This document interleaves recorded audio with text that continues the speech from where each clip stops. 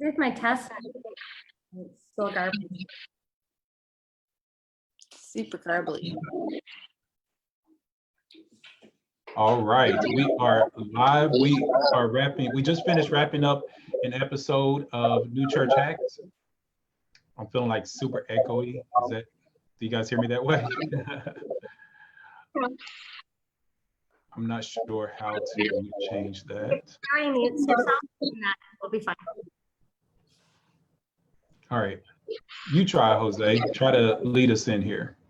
All right. Hopefully I'm not garbly. So welcome everybody. We just got done with our hacks, 30 hacks to change, right? And we have with us on this Facebook Live event. So what we're gonna do first, we're gonna go ahead and reintroduce everybody. So I will start off with Jennifer, and then we can go with Carla, and then Terry after that. Does that sound good? All right, so Jennifer, why don't you go ahead and tell us all about you?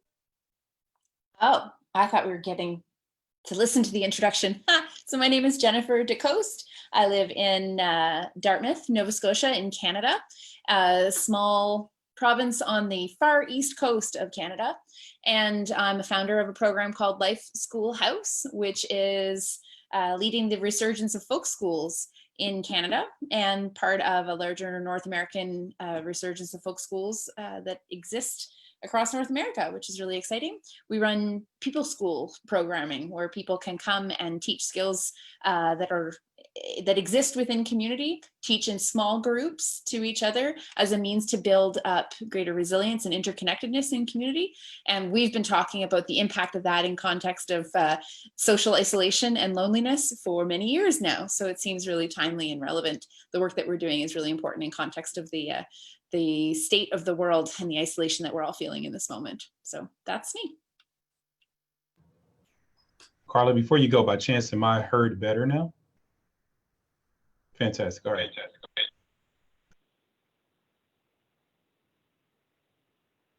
Okay, so I'm Carla with the United Church of Canada, Director of Innovation, working on denominational change and helping with the culture of experimentation across the country, and working directly with communities of faith and social enterprises and exploring what that looks like in their local context. And my favorite part is actually working with, I'd call them edgy leaders. So it's leaders on the edge, leaders on the margins who already understand how to be resilient and adaptive, and really leaning into how else we can support their amazing work and impact.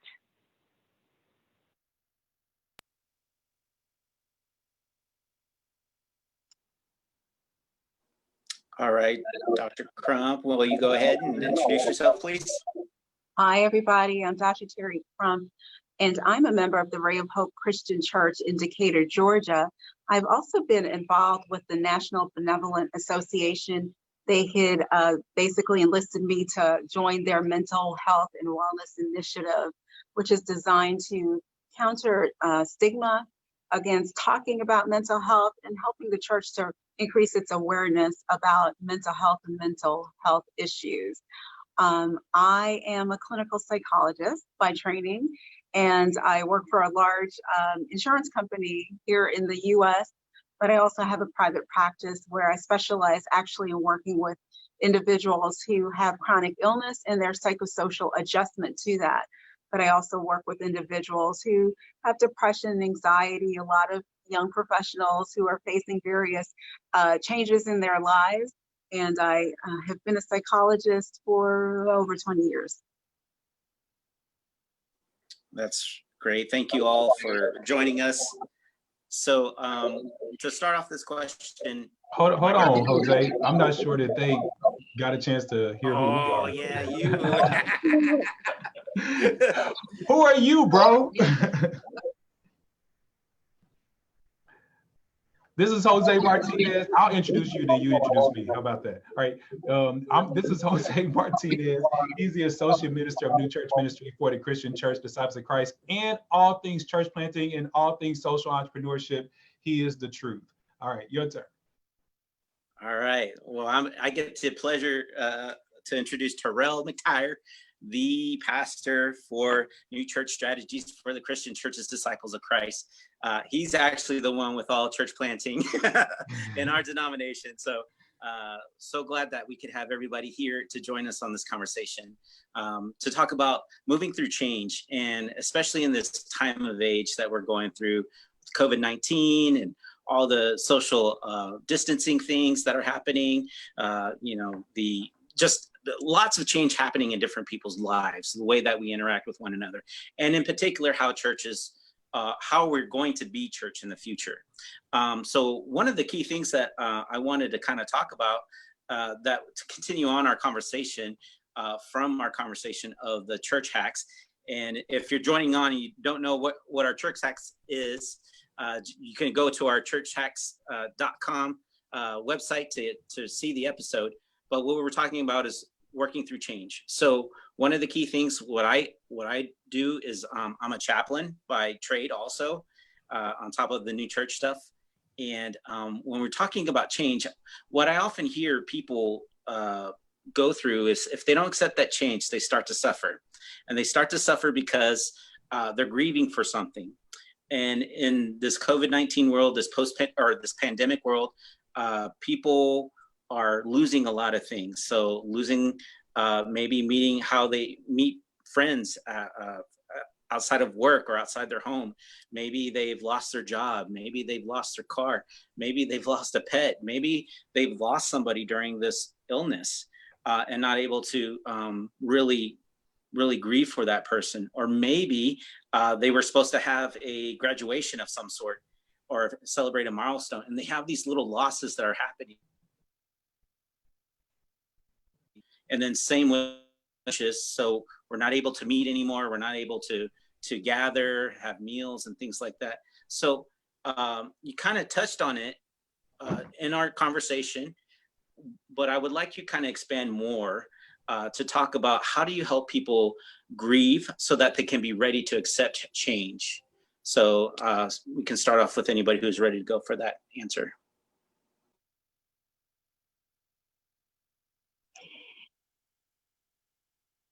Well, one of the ways, I'm going to speak more personally, one of the ways that that I tend to grieve is that I tend to, I wouldn't say engage in isolation necessarily, but I really take some time away from things and take some time away from general routines. And I do a bit of reflection. And I know a lot of people tend to need some time for reflection. It's reflection on what exactly is it that I am missing about, what are the things, what are the ways in which that I feel this loss? Can I articulate the significant aspects of the loss that I'm experiencing?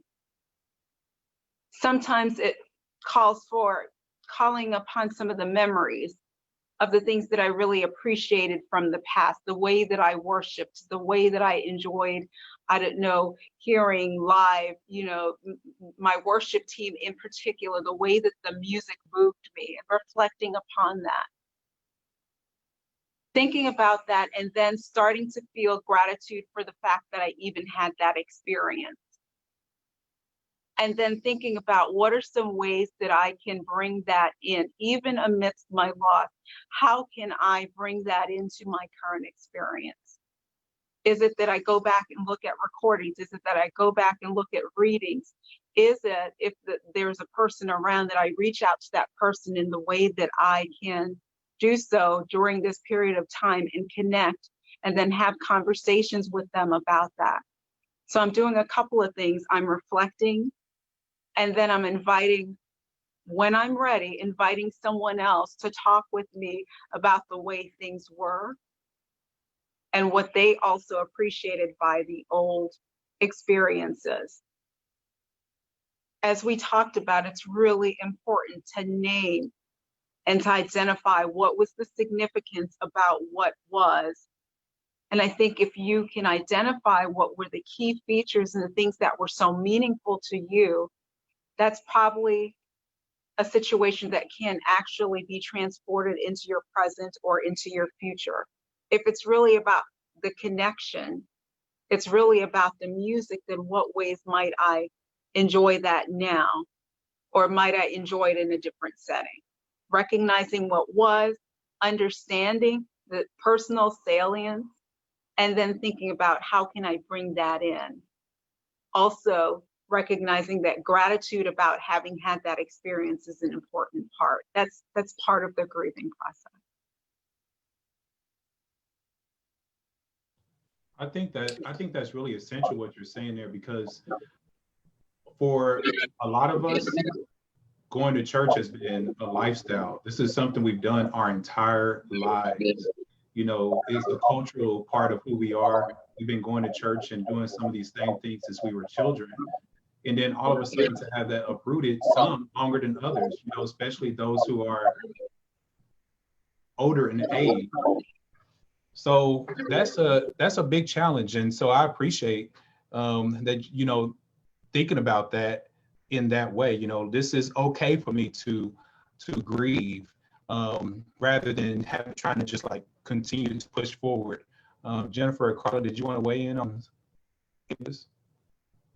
I can just say I was so pleased that Terry went first. I mean, when you started our conversation about the hacks, what you said in that moment was really grounding, and ties so well into this idea of naming it. Like, recognizing, make space, and honor your feelings was your first hack. And here we are talking about needing to name it in context of grief, which is still that recognition.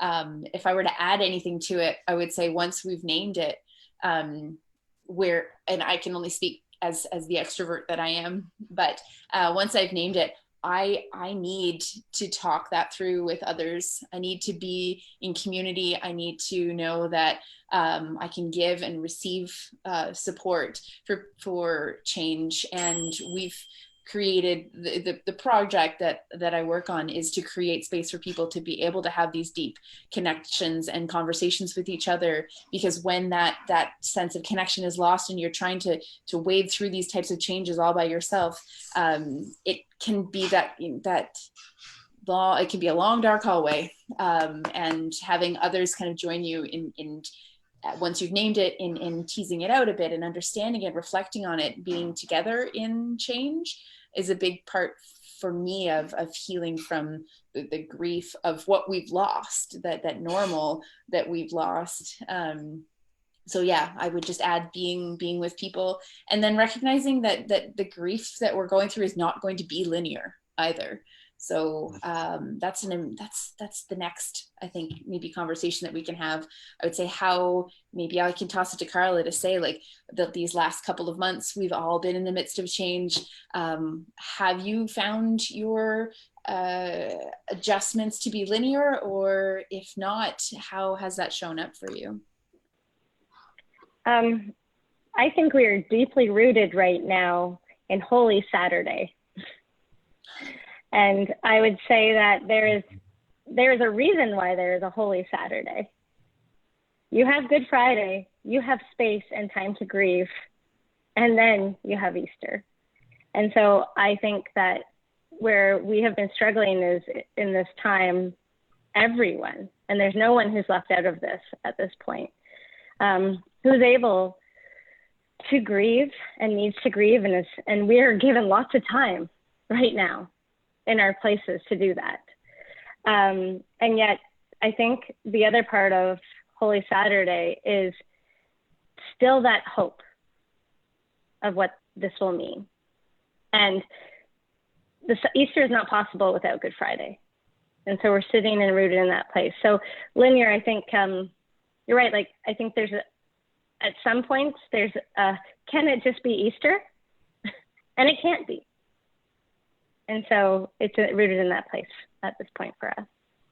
I find that whole idea, and I know that it's so much more than an analogy, you know, but being able to look back on this notion, almost like prophetically, because we're in the future now, so we can look back on it, you know. But if we were actually going through the Calvary experience, and we make that parallel with what's happening in our organizations, in our church, and our nations, I don't know if, you know, like, okay, so before that, Jesus was with his friends and he said, hey, I'm going.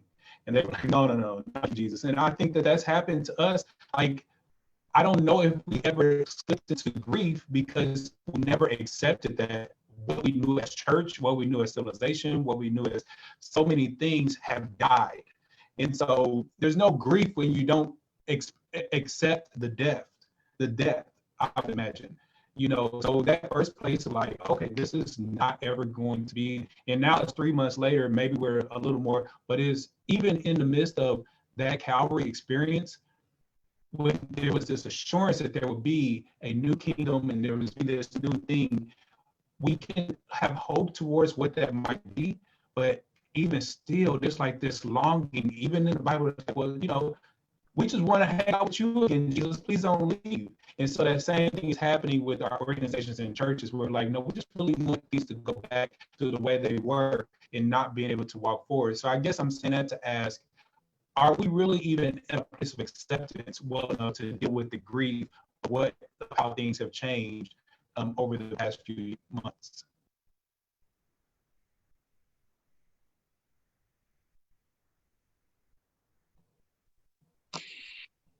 I don't know that that matters.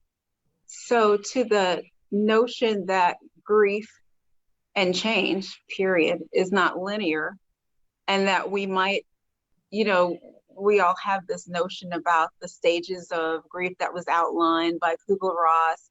She was really talking about death and dying, but we've applied it, you know, to grief more largely. And we start with acceptance, and, you know, we go through 5 steps and think that we're going to go through them linearly.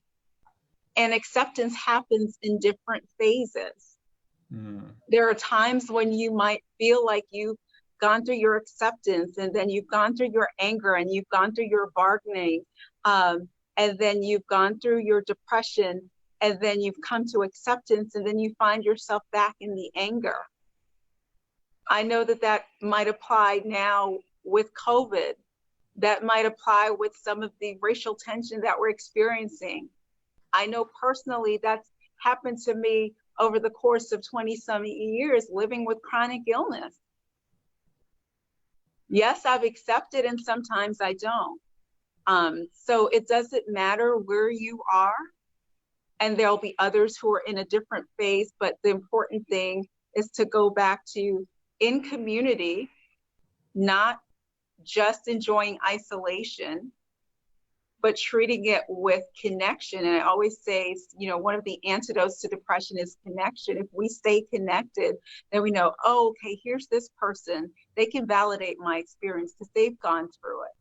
They've worked through this phase. They've worked through phase 1 of acceptance. They're now on phase 6 or so of acceptance. They've cycled through it a few times. There were some blips, and it's okay.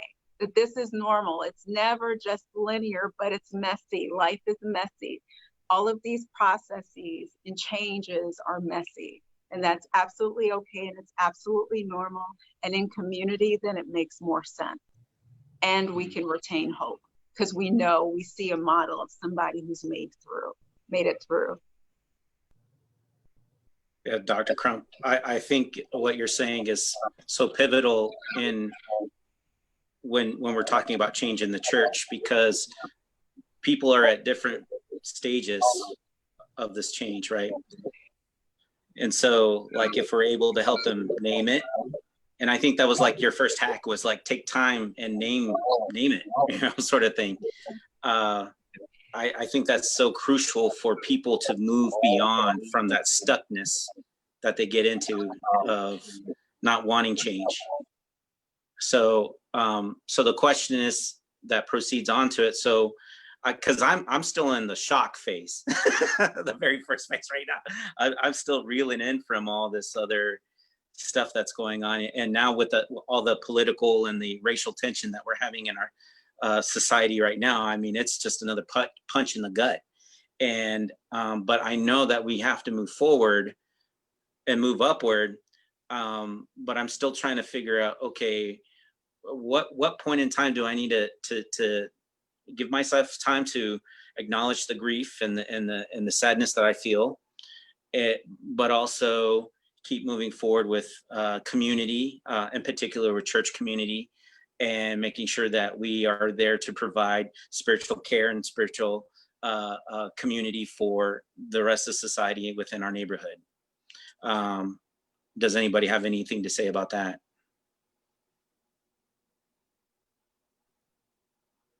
So that's where I spend my whole life. Is to try and find ways in which spaces can be offered for people to connect in community, that might not have a connection to a church, that might not have a connection to a mosque, or even a connection to a neighbor. There are a lot of people that are suffering greatly from that loss of connection.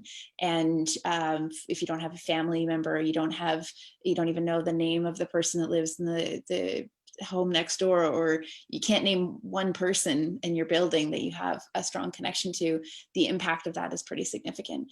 And it only becomes amplified in times like this, in times when we're in crisis, in times when we're in change.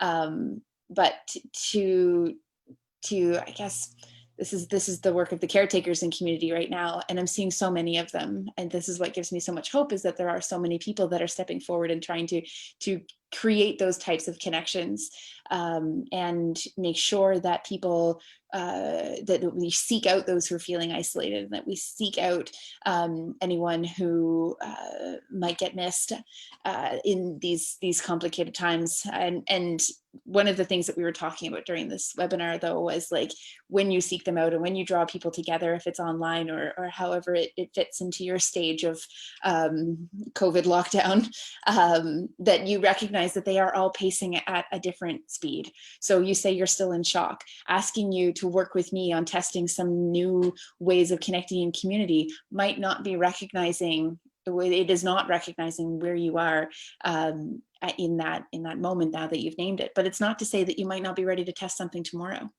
So it's really just knowing that you've got those connections, or making effort to create those connections, and then pacing appropriately so that you recognize where people are at in this moment and know that it's not linear. So people are going to be at different phases. You kind of got to check in with everybody each time before we start moving forward through change together.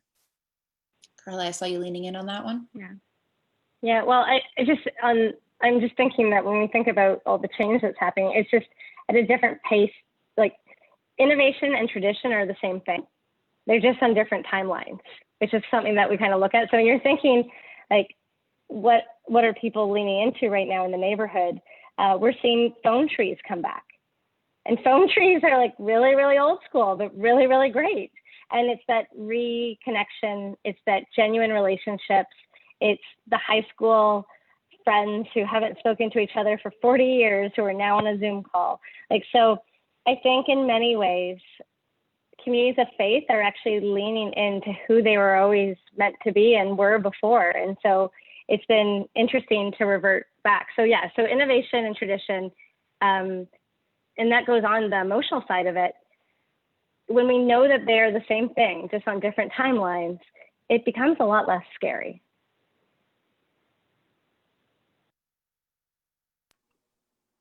Yeah, so with that, with the innovation and the change, Jennifer, you were saying something along the lines of that, we can't go faster than the speed of trust. Can you explain a little bit more about that, and then how that relates into our society today?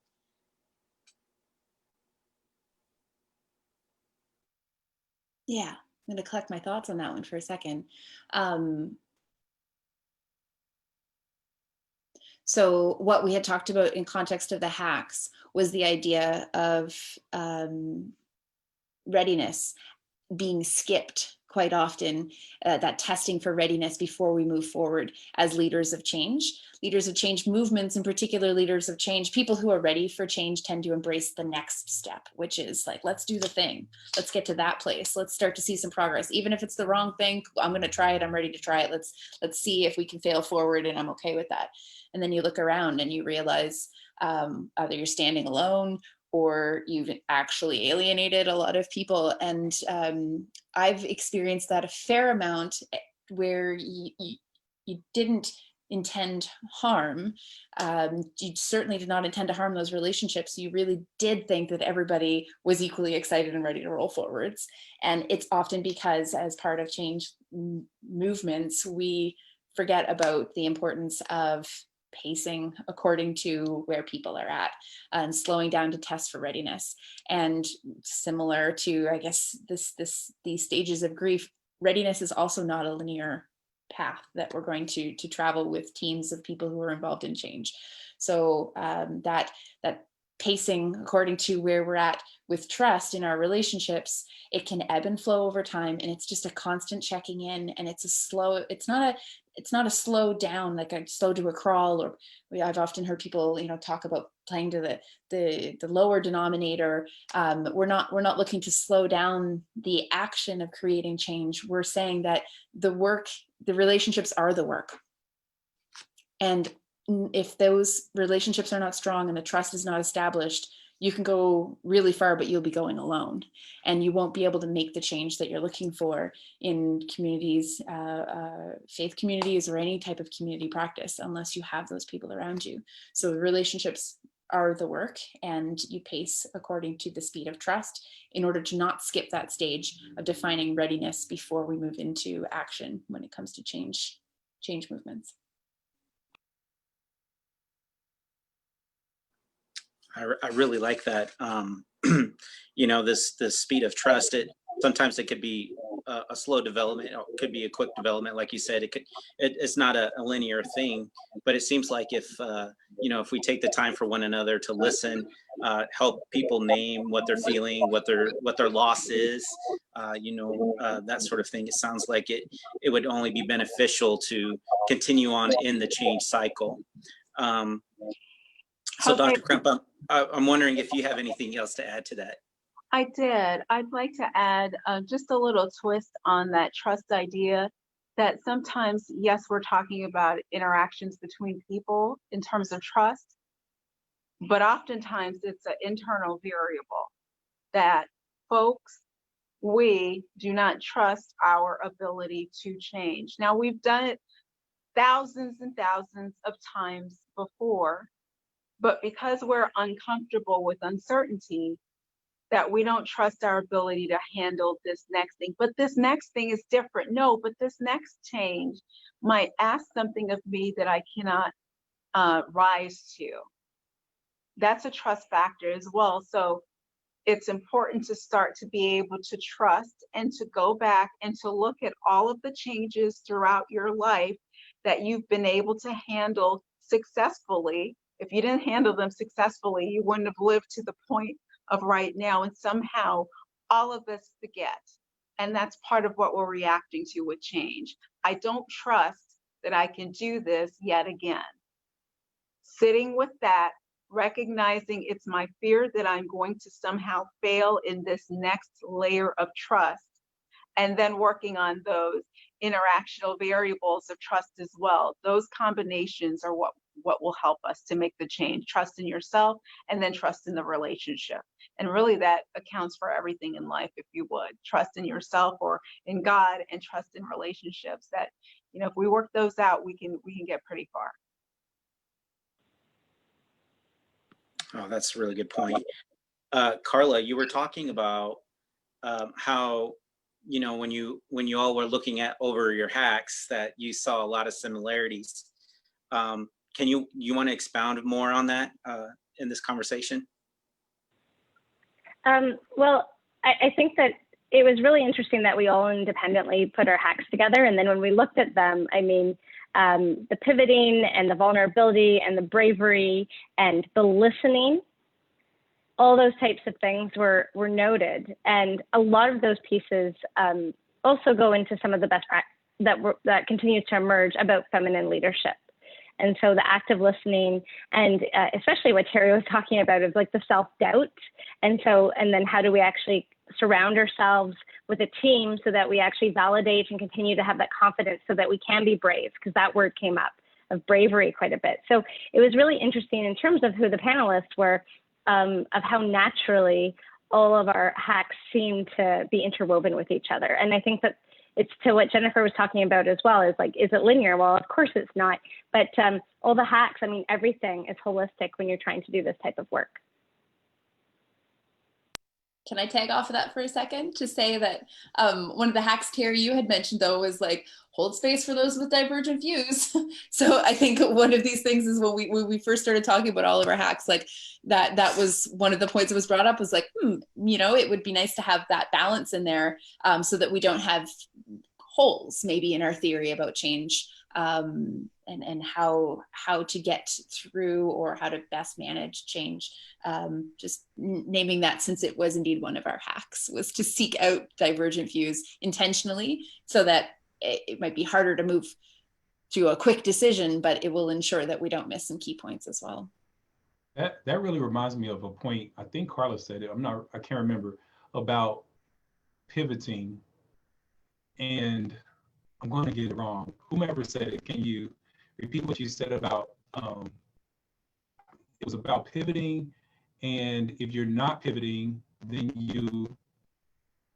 I don't want to mess it up. If you're not pivoting, you're not listening. Exactly. You're not pivoting, you're not responding. When we look at any innovator, it's you want to fail fast, fail often, but that's because you actually are listening to what you're doing shouldn't be happening because it's not gathering the energy behind it. So absolutely. And time again, I have people coming back and say, okay, so exactly how I outlined the budget, it's changed. COVID has changed what I have to do. Are you okay with that? Or do I have to give back the grants? And we're like, that's the point. That's actually what you're learning to do. And you're building that muscle group. Well, I think that when we're talking about church work or even certain nonprofit work, actually even business, business have clients, they have an audience, so specifically in church work, if we're not listening to our community, listening to our participants, listening to, just the fact, like, how did you stay the same and your entire neighborhood around you has changed? What happens on your drive in, that you weren't paying attention to, all the external things that are happening there. And so that's the reason that the pivot doesn't happen. You would say that it's not happening because you're not, like, specifically with church, you're not listening to the community, or what things should the church listen to more closely in order to make the most appropriate pivots? So it usually starts with conversation. So it's actually talking to people who you don't think want to talk to you. It's actually quite funny. The number one reason why we don't partner with people is because we, as communities of faith, think they don't like us. So we stop talking to the local butcher. We stop talking to our barber about our faith. And it's not just the walls of the church that we put up entire walls of here's our life on Sunday morning, and when we work for the church or when we're volunteering for the church, and here's the rest of our life. How is it not holistic? That's been lost. So that's the one thing, is that how are we actually not seeing all of our life in service? So that's one piece in there. And I think once you actually start talking to people, it's what is something small that you can start with, which was my first hack.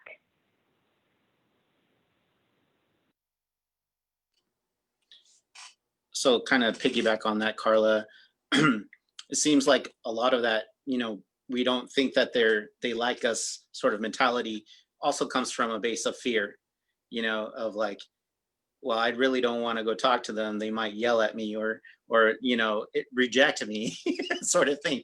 So can you talk about how to gain courage and to move forward to start those conversations? Okay, so I have lots of bad analogies, but it would be like if you're a cold caller, it's picking up the phone the first time you do it. Literally, it's never as bad as you think it's going to be. It always seems intimidating. I mean, even skydiving, I haven't done it, so like, who am I to say anything? But like your first time doing it probably would be the hardest. Maybe not. Maybe then what's going to happen. But it is your first time doing something. And so what I like to challenge people in doing, and often when I speak with communities of faith, I actually challenge them. I go, who's a neighbor that you haven't spoken to before? Or who is even a renter of your building or a partner? Or who's the grocery store clerk? Like, talk about talk about church and the work it does. You don't have to say, like, come to church on Sunday. That's not the point. But the work that you're doing and like the values and the difference that you want to make in the world, and how you care about genuine relationships. That's really what we're talking about. Talk about the actual work. And I think that when they hear that they will, like, it would be hard pressed to not, to reject that. Who doesn't want a genuine relationship? Who doesn't want their life to be meaningful? Can I interject here? I also wanted to add that this speaks to what we were talking about earlier about being able to show vulnerability instead of showing up as this perfect person and setting aside your ego. So what if in this time, maybe with our mask on so that we're safe, what if we, showed up at some local store and talked about the difficulty that we were experiencing with having this change in the world with the neighbor or with whomever? What if we showed up not, presenting ourselves as some, perfect Christian with all of the right answers? We showed up and started the conversation that way. And eventually we went around or got around to talking about whatever ministry or whatever opportunity that we might want to share. Maybe we don't even do it in that first conversation. I think it's showing up as real people. I think the more that we are vulnerable and transparent and we show ourselves to be folks who are relatable, that will attract others to us, and it will allow us to make changes and to have more of an impact. They will remember us more if we are relatable as opposed to perfect, in my view. Oh, 100%. I love that, Terry. And I kind of I paused and I was trying to think of what Carla was saying, where, invite the people that share your space, share your neighborhood, maybe renters in your building, et cetera, to come together and talk about like those shared work goals and what it is that we're trying to accomplish in our communities together. And I will add to that, like, maybe just have a bit of fun together, maybe not make it about the work at first. So what we're doing with People Schools, the idea is that you just come together to find and happen to find lots of things that you have in common. And I can share any number of stories of, like, we use our platform often for new Canadians who are trying to find, they come to us to offer all kinds of cooking classes or art space classes or programming of that nature as an attempt to find connection and get to know neighbors in their community. And so we had a woman who had come and she did a workshop on henna. So Mendi, the art of henna tattooing, and she was talking about the cultural tradition associated with that, and everyone was kind of doodling different designs and understanding the symbology of it, and their hands were busy, but their minds were available. And beautifully, this woman said, "Is there anything you've ever really wanted to just ask an Indian woman, but you were afraid to say out loud?" And somebody from the group said, "Can you just tell me a little bit more about arranged marriages? Because I've never really understood." And all of a sudden you've got a room of, I think there were 9 or 10 different, they were all women in this particular program, sitting around my kitchen table, having a conversation about your marriage and my marriage and how they're so similar and how they're very different and where that comes from and what I learned from my parents and da da da da. And 2 hours later, those connections that were formed from having that having fun together, but the depth with which they were able to take those conversations because they were united over something that was lighthearted. It started off lighthearted and then was able to go deep. So I would suggest that there are ways to convene people around food, around art, around just things that are not quite so heavy in times that are already really heavy, but just creating spaces where we can be together. In ideally using circle practice, right, where there's no hierarchy, there's no facilitator per se, there's just sharing that is happening. It births a different kind of connection. It gives space for people to move into that and share their experiences in a way that is, it honors the trust, I guess, that's established by that convening in circle. And laughter is a spiritual practice, 100%. And I love that everyone is rallying around the conversations, because in many ways, it's conversations that has always made the biggest change in the world. I just want to give a really quick example of something we're seeing sprout up right now is in Guelph, which is in Ontario. 4 churches are gathering together to start conversations about the future Guelph that they want to see.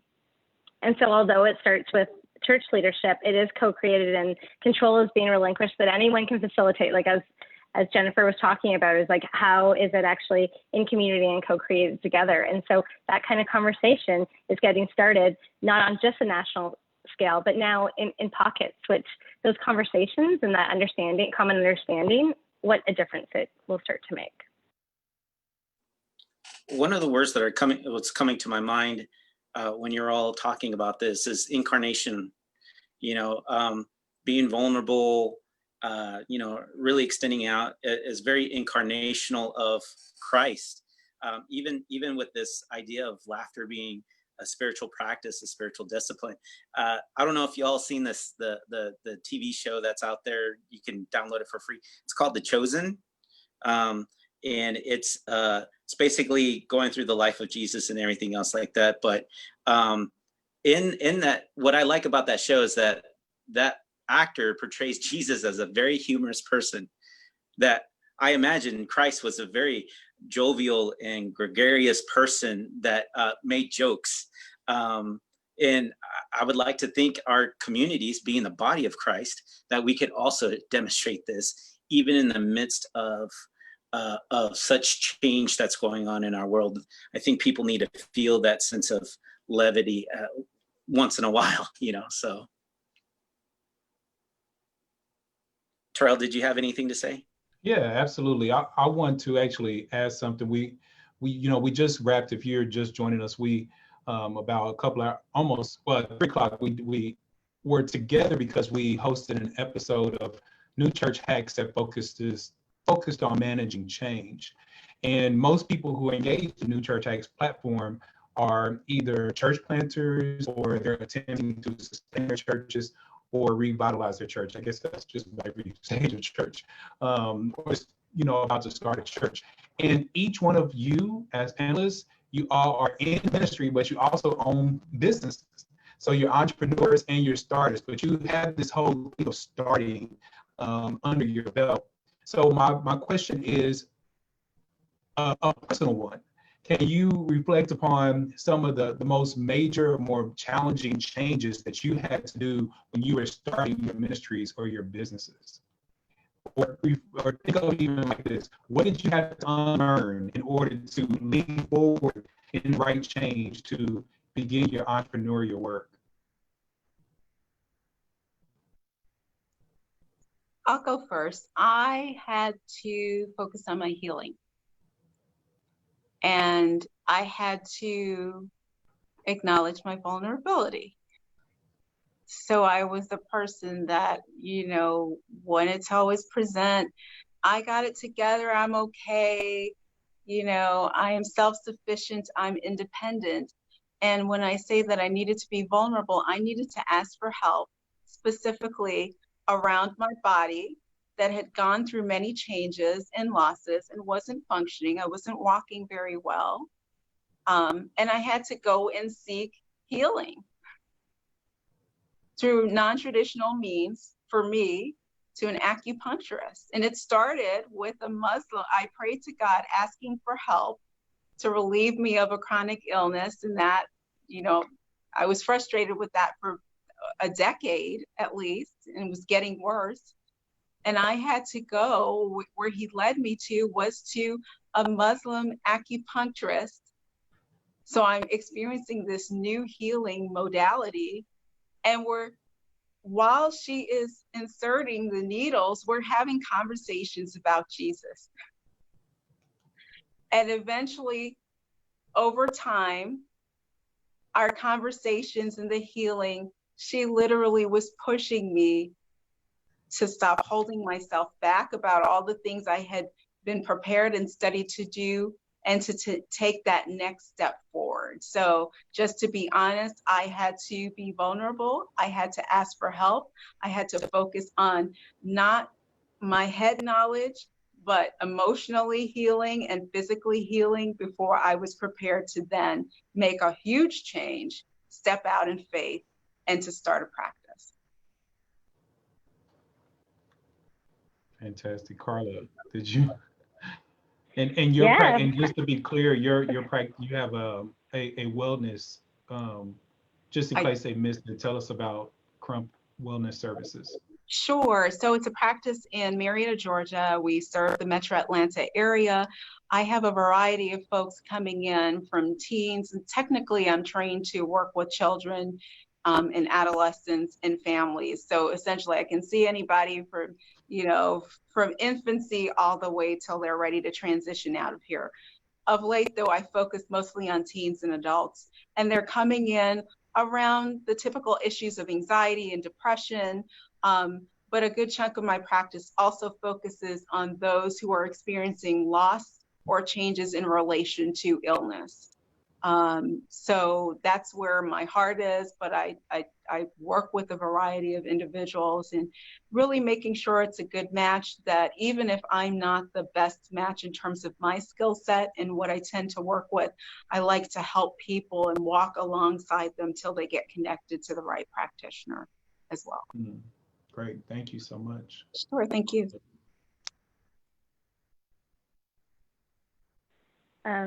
So my story, it's so amazing. I think that both of our businesses started in a time of trial, and so for me, I was actually I finished my MBA in China, and I was on a train to Tibet, and I got a cold on the train, and you don't want to be in high altitude when you have a cold. So I actually went into a coma on the train, and they had to stop the train. I was still 12 hours out from Tibet, and a Chinese doctor came on, and they basically gave me every pill. I still don't even know what kind of drugs they gave me, and this is being recorded, so that's not great. But so I had all these drugs, and 4 hours later, I was walking. And they had found an American doctor who spoke Mandarin, and so he had been the translator and helping on it. And so I walked down, and he looked at me like he had seen a ghost, and he's like, "Why are you standing? Why are you, like, I didn't expect you to stand for 5 days, forget less than 5 hours later." And so when I came back and graduated my MBA, it was 2008. Guess what? 2008 wasn't a great time to have an MBA. So exactly. So I had 2 job offers that got rescinded a week before Christmas, but my dream in life was to have my own company. But I was used to, getting promotions, and like I was in corporate. I had worked for Coca-Cola and a large railroad company. Like that was what I knew. And now I had my MBA. And so I finally got to do what I always wanted to do, was start my own business. So I started Small Business Solver, which is an online coaching. And I also started a telemarketing business, which is why I know about picking up the phone. And I ended up getting 12 callers. So I had 12 employees in my first year. And I hired them from rural Canada. And often they were actually on disability insurance themselves. And so I started what they call a social enterprise before I knew what it was. So all of that wouldn't have been possible. And my online platform is actually how the United Church of Canada found me. They Googled small business marketing, and I came up. And they called me and said, like, "Can you help us?" And it was even better because 2 years before, when I had when I had just got my 12 employees, I felt the weight to having employees and wanting to take care of them. And that is actually what brought me back to church. I started going to church every single Sunday to get me ready for the week and all the responsibility that I was feeling. And so when I learned the word of spiritual entrepreneur, that resonated so much more than social enterprise or social entrepreneur, because that wasn't enough of what I really had become.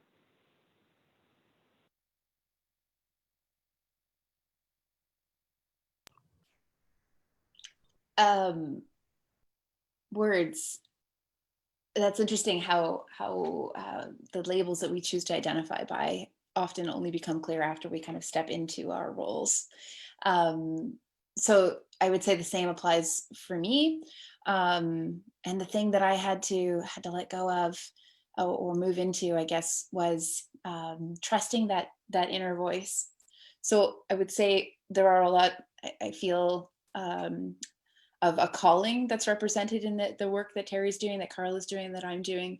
For you, Terrell and Jose, I'd say it's probably, you feel it in your I feel it here. I feel that drawing, like it's a combo of the gut and the heart's mind.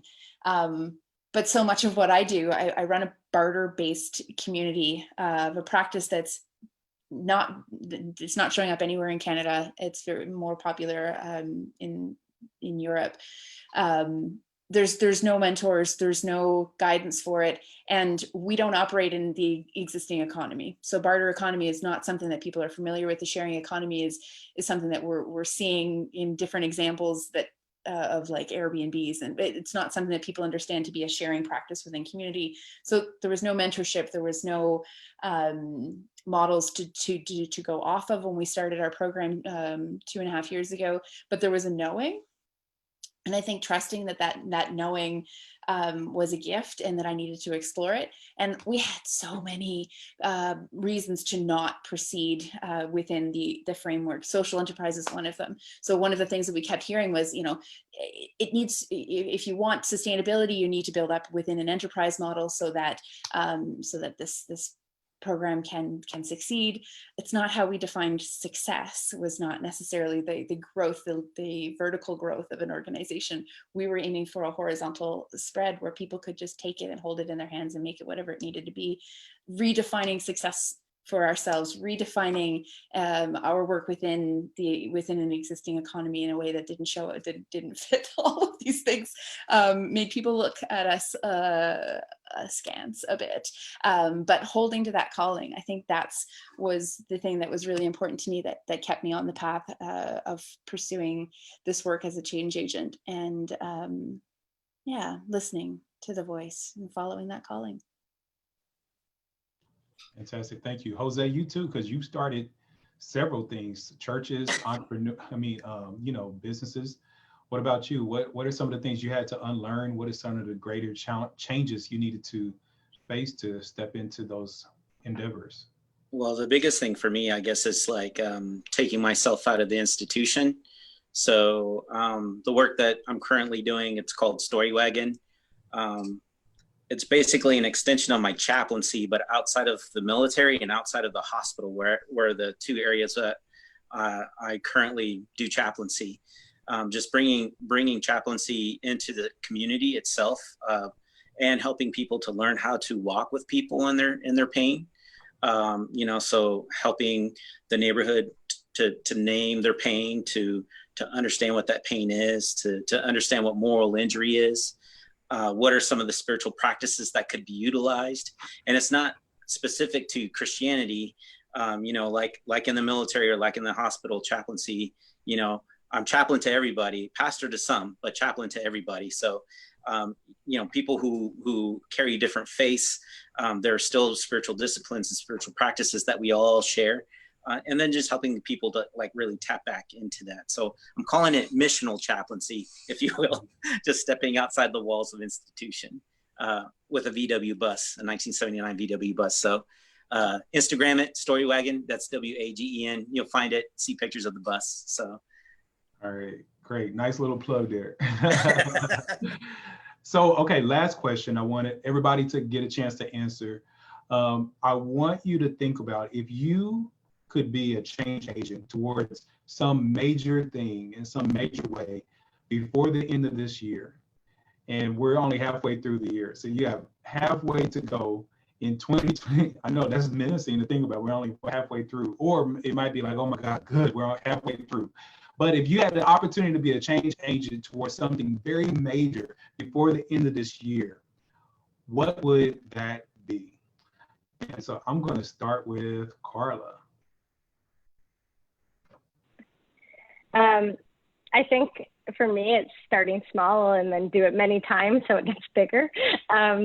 So the thing that I gained, it's so life-giving for me, is validating innovators. And so I used to be upset because I thought that I was supposed to make a big impact by myself. So Jennifer's going to laugh at that. And so what I realized is that is not what I'm good at, and that's definitely not what I'm here for. And so I'm supposed to be the catalyst for other leaders. And I think when I see, when I work with new ministries, new ideas, reimagining communities of faith, social enterprises. It's validating their idea and supporting them. And so I think that my biggest thing is figuring out this year what barriers are still in place and sweep them away. Because I hear you that not everyone is ready for testing that idea. Everyone's going to be at different places. It is nonlinear, but for the ones that are ready, and now is the time for them, I want to be a catalyst and to be a supporter of other people moving that dream forward. Great, thank you so much. Jennifer.